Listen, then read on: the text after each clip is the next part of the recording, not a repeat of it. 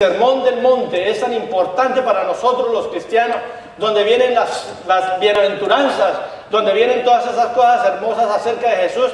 También para nosotros los cristianos es importantísimo, y el Señor tomó el tiempo para enseñárselos a sus discípulos. Aprovechó aquella oportunidad, no solamente para confirmar lo que estaba escrito ya en la palabra del Señor, porque acordémonos que hasta ese momento solamente el Viejo Testamento había sido escrito, y en el Viejo Testamento había ciertas verdades o muchas verdades que el Señor Jesucristo le había puesto su firma. Y el Señor aprovecha su oportunidad y le dice lo siguiente: dinos, pregunta a sus discípulos, ¿cuándo serán estas cosas? ¿Y qué señal habrá de tu venida y del fin del siglo? Yo no sé, hermanos, si ustedes son como me ha pasado a mí, que yo ya llevo más o menos unos 55 años que estoy escuchando el mismo asunto. Más lo escuchaba cuando era más niño, ahora último, casi no predicamos acerca de este asunto, de las señales que vendrán, de esa pregunta que hicieron sus discípulos a Jesús. ¿Cuándo es que va a pasar todo este asunto? Y muchas de las sectas y de las doctrinas erróneas y todo están basadas en este capítulo de 24 de Mateo. Muchos de nosotros posiblemente tengamos diferentes enseñanzas acerca de lo que es este capítulo 24. Para muchos ya dicen que todo esto se ha cumplido, para otros dicen que no se ha cumplido, y para otros que se van a cumplir. ¿Y cuál es la verdad y cuál es la realidad? Pues yo voy a pretender en esta mañana tratar de explicar acerca de lo que yo entiendo de lo que el Señor está enseñando en ese día a sus discípulos. Ahora, yo tengo una ventaja mucho mayor, y ustedes tienen una ventaja mucho mayor que los discípulos que escucharon al Señor Jesucristo hablar de estas señales que irían a pasar antes de que sucedieran estas cosas. Y la ventaja es, hermano, de que han pasado más de 2000 años, y esa es la ventaja que tú y yo tenemos, porque nos damos cuenta que esas palabras que el Señor les dijo a sus discípulos se tomaría su tiempecito. Sigamos adelante, capítulo 24, versículo 4.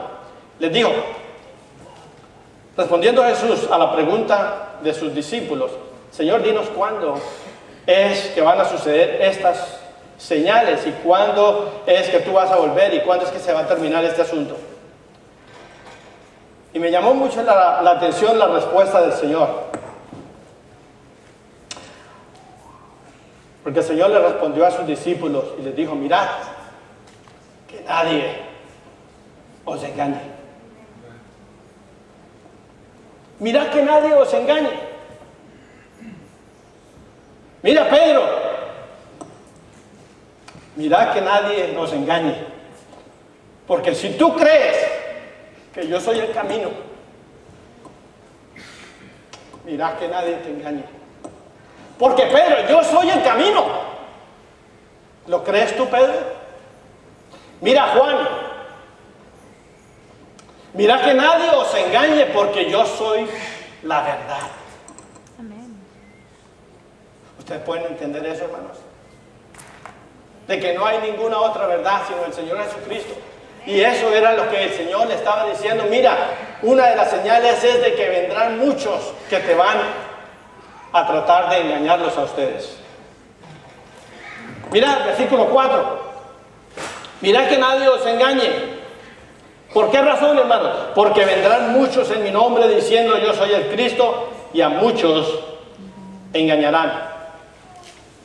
Por esa razón el Señor Jesucristo esa mañana o esa tarde se tomó el tiempo para explicarle a sus discípulos por qué era tan importante y cuáles eran las señales que iban a haber para que todo esto sucediera.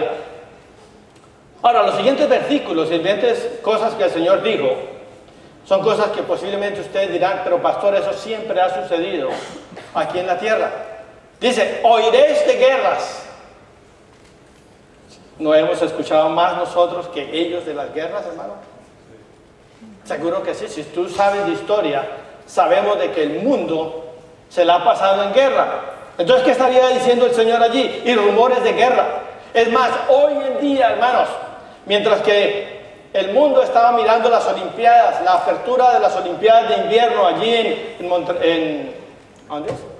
En Vancouver, ese mismo día Estados Unidos estaba mandando su más grande esfuerzo de guerra sobre Afganistán. Entonces las guerras las hemos tenido siempre con nosotros.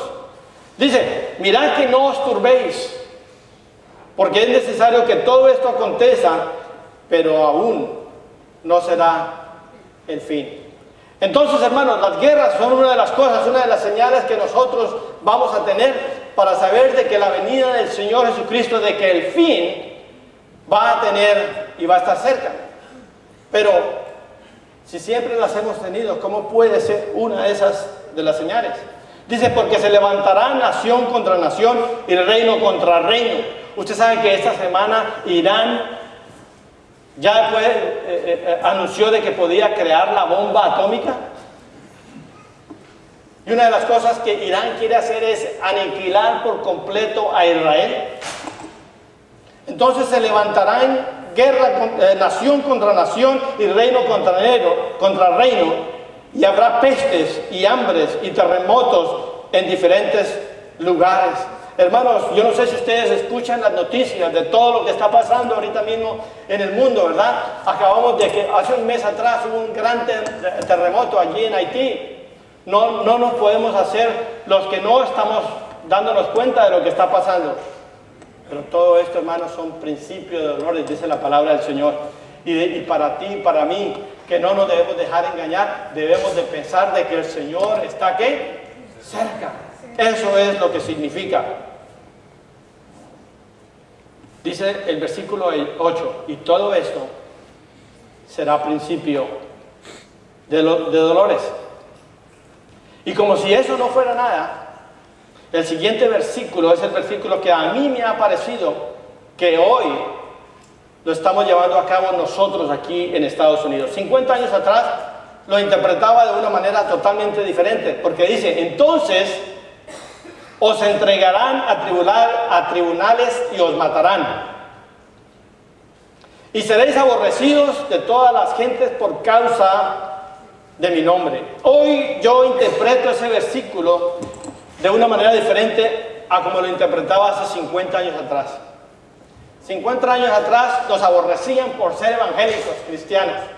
Los evangelistas nos decían, nos querían hasta poner bombas para allí donde estábamos haciendo nuestro servicio, alabando y glorificando a Dios, para exterminarlos de la tierra, para que no siguiéramos predicando la palabra del Señor. Sin embargo, hoy, ese aborrecimiento y esa persecución para el cristiano, para el creyente, es totalmente diferente. ¿Por qué? Porque hoy ni se nos permite orar en las escuelas, ni se nos permite identificarnos como cristianos en ningún lugar, porque eso parece que ridículo. Cuando usted se identifica como una de esas personas creyentes, a usted se le mofan, se le ríen, se le burlan, hermanos. Y eso es una persecución para el cristiano. Y eso yo creo que es lo que está pasando hoy en día. Dice, y muchos tropezarán entonces.